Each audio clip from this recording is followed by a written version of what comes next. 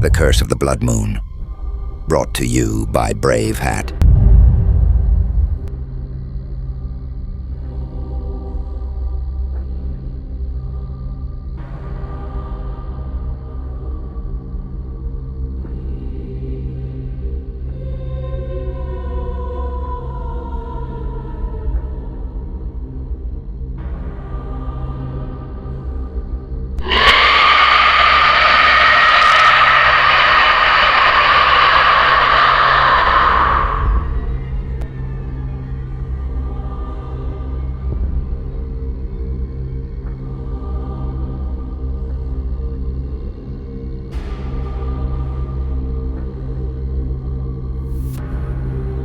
Long ago, under a crimson sky, lit by a rare blood moon, the village of Eclipse gathered to honor their ancestors. The sacred tree in the heart of the village stood as a bridge between the living and the dead. Beneath its sprawling branches, villagers chanted and danced, offering thanks and prayers. Leading the ritual was Elder Zazi, his face lined with wisdom, but his heart poisoned by jealousy. His rival, Nokuthula, was chosen by the spirits as the village's shaman, a role he coveted deeply. As the ritual reached its climax, Zazi stepped forward, his voice booming with anger. "This is a farce. Why should she lead us? The spirits are mine to command," he shouted, breaking the circle and scattering the sacred offering. A deafening crack of thunder echoed as lightning struck the sacred tree. The chanting ceased, replaced by screams as shadowy figures rose from the ground. The blood moon glowed brighter, casting an eerie red light over the chaos. Zazi's betrayal had angered the ancestors. The curse of the blood moon was unleashed.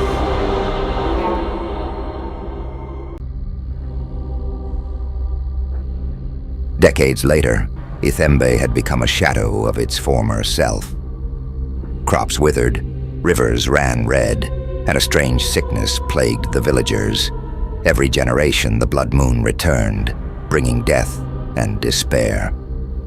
On the eve of the next blood moon, Nokuthula, now an elderly shaman, sat in her hut. The air was thick with the scent of burning herbs, her table covered with bones and charms.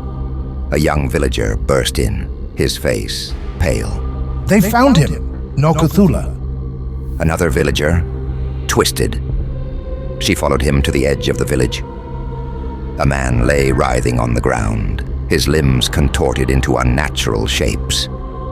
His screams echoed as his body transformed, his skin splitting to reveal jagged black veins. The villagers gathered, weeping and whispering in fear. "It is the blood moon," Nokuthula said, her voice steady. "The curse awakens once more." As the villagers crowded onto her hut, Nokuthula recounted the story of Zazi's betrayal. "Our ancestors' anger has bound us to this curse," she explained. "The blood moon is their warning.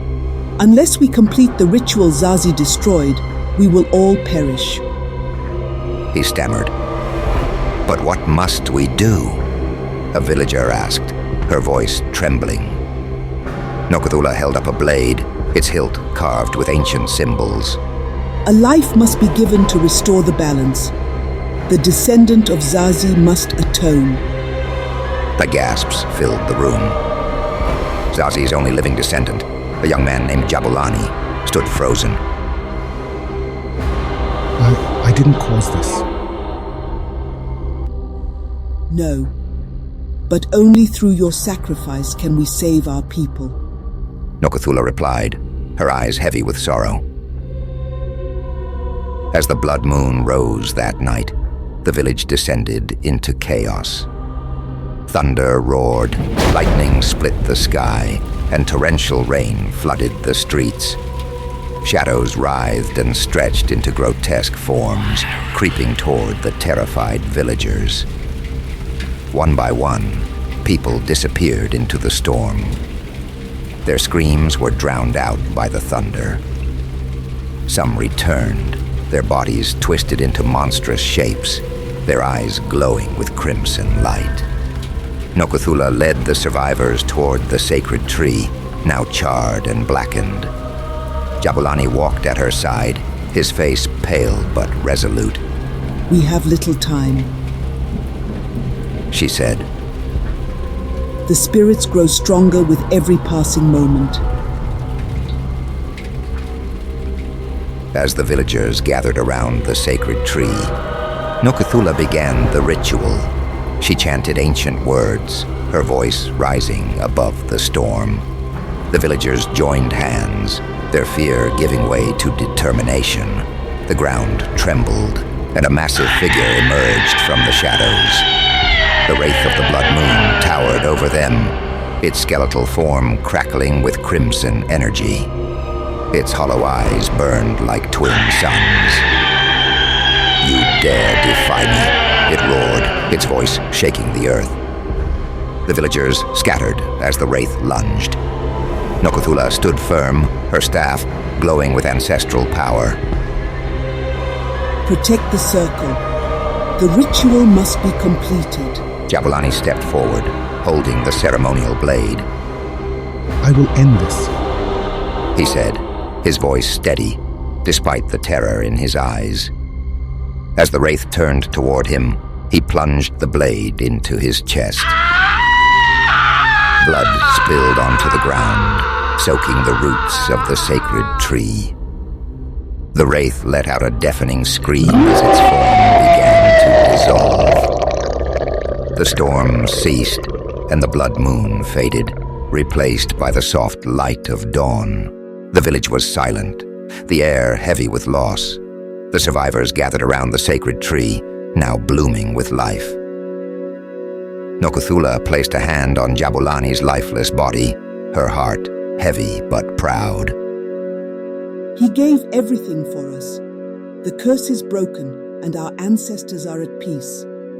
As the villagers rebuilt their lives, Nokuthula stood beneath the sacred tree, watching the sunrise. She knew the scars of the blood moon would never fade, but neither would the courage of those who had faced it.